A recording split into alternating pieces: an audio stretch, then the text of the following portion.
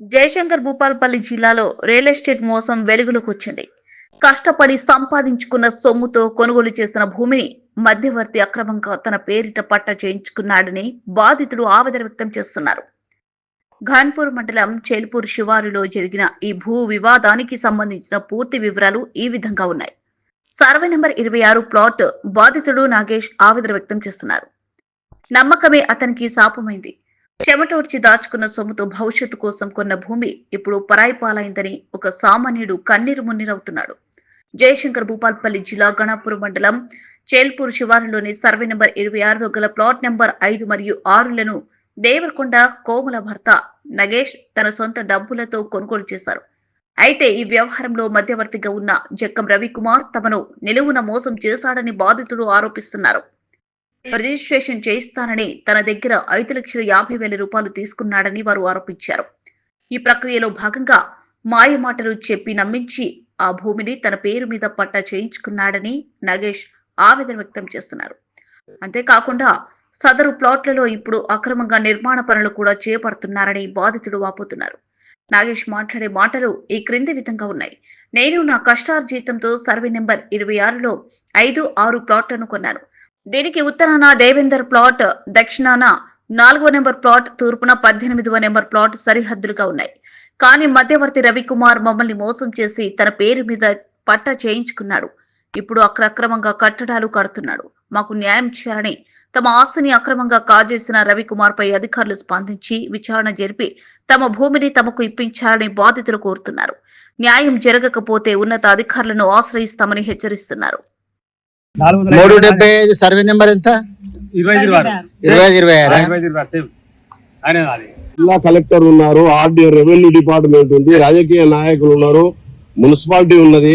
మీరు ఎలాంటి మీకు న్యాయం జరగాలి, మీ బాధ ఏంటి? మా జాగా మాకు కావాలి అని మమ్మల్ని మోసం చేసి నష్టపరిహారం చేసిన అంతకన్నా మేము మా భూమి కోసం మేము గుర్తాం సార్. 405 జాగా అనేది 375 కలుపుకొని 780 గజాలు ఎట్లా చేస్తాడు ఎంఆర్ఓ గారు అయినా కానీ ఆయన జాగా ఏమో 405 గజాలు, మాది 375 గజాలు అని సబ్మిట్. అసలు ప్రాబ్లం ఏం జరిగింది మీది ఏంటి? ఖమ్మం జిల్లా ఇల్లందు మా అన్న చూసుకుని మా మామ 30 తీసుకున్న కష్టపడి 20,50,000 రూపాయలకి జాగా కొన్నాం మేము. మా మామ కొన్నాడు, మా మామ పేరు మీద కావాలి పేరు 15/7/2014 కొన్నాడు. 16 వరకు ఇది అతని భూమి అని మాకు తెలియదు. మేము కొన్న రోజు కూడా జక్కం రవికుమార్ అన్న మాకు చూడు 2016 తర్వాత నేను రెగ్యులర్ చెప్తాను 2019లో 5,50,000 రూపాయలు రవికుమార్ ఇచ్చినాను. అందరం వలసా భాస్కర్, తోట రవికుమార్, అశోక్, కామేష్, పేరు సాంబయ్య వీళ్ళందరూ కలిసి ఇచ్చినాం. ఒక 2 సంవత్సరాలు పైసలు చూసుకొని ఈ పైసలతోటే నాది మా పేరు మీద కూడా జీవో ప్రకారం జాగా అనేది కాదని మా జాగా చేసుకొని ఆయన పేరు మీద చేసుకొని మాకే కోర్టు నోటీస్ పంపి 23 నుంచి ఇప్పటివరకు మా తిరుగుతాడు. ఇస్తే 20 లక్షలు ఇస్తే లేకుండా లేదు చంపేస్తా అంటారు. ఇస్తే వాయిదా 20 లక్షలు అమ్ము అంటాడు. మీరు అమ్మడానికి ఉన్నారా? ఇప్పుడు అమ్మ పోతే ఏమంటాడు? నువ్వు ఎట్లుంటో చూస్తాను సంగతి చూస్తాను. 5,5 లక్షల రూపాయలు మా మామ అయితే ఇంటికి పిలిచినట్టు మా నాన్న చనిపోయి కుండపట్టి ఇంట్లో డబ్బుల కోసం మా మామ మా మామని కొడితే మా అత్తకి ఎన్ని సంవత్సరాలు కొని ఈ 2014 15వ తారీఖు ఉన్నాం. 7వ నెల 15వ తారీఖు 7వ నెల 15వ తారీఖు 2014 ఉన్నాం. ఇక్కడికి స్థితురారు ఇక్కడ 15వ తారీఖు 7వ నెల 2014 ఈ జాగా ఉన్నాం. మా మామగారు భవాలపల్లి రాజయ్య, సనబు ఐలే, రామకృష్ణపురి నివాసైన సింగర్ రిటైర్ కార్మికుడు 20,50,000 పెట్టి కొనుక్కున్నాం.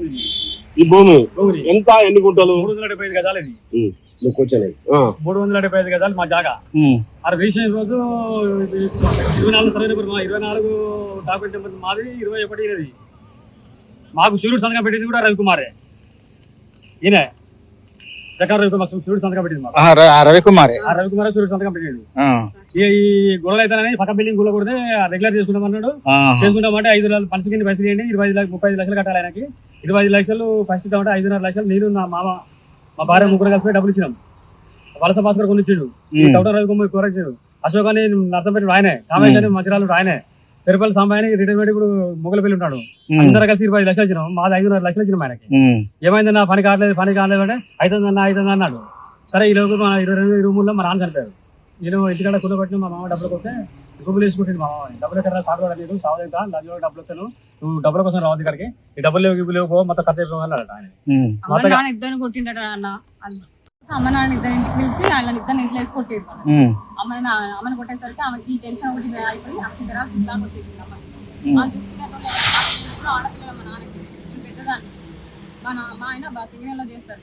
ఈ డబ్బుతోనే వాళ్ళకి వచ్చే పింఛన్తోనే ఆమెకు రోగాలకు రొప్పులకే సరిపోతాయి. ఆమెకి ఏమైనా కావాలంటే డబ్బులు పెట్టడానికి కూడా మా దగ్గర స్తోమత లేదు ఇప్పుడు ప్రస్తుతానికైతే. బిడ్డలు ఎవరు పెట్టరు, అల్లుళ్ళ వాళ్ళ భర్తల దగ్గర డిమాండ్ చేయాలంటే చేయలేరు. ఈ భూమితో ఏమైనా లాభం వస్తే మా అమ్మ చూసుకోవచ్చు అన్న ధైర్యంతో నేను పట్టుకున్నా.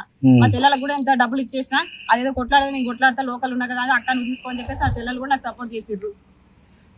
చేసినందుకు అది తీసుకున్నందుకు ఆయన ఇట్లా ఇంకా ఆగం చేస్తాడు. ఎక్కడికి పోయినా ఎవరి దగ్గరికి పోయినా వాళ్ళందరూ కొనేస్తాడు. ఆయన కొన్ని కోట్లకు ఉన్నాడంట, మాకు తెలియదు.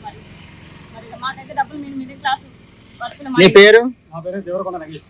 నీ పేరమ్మా? కోమల. అంటే నీ పేరు ఉందా భూమి? నీ పేరు ఉందా? అంటే ఫస్ట్ మా మామ పేరు మీద మేము మార్చుకున్నాం.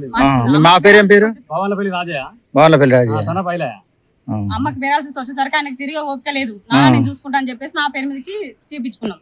అది దగ్గర ఈయన కోర్టు నోటీస్ మాకు 2023లో నోటీస్ పంపింది మాకు.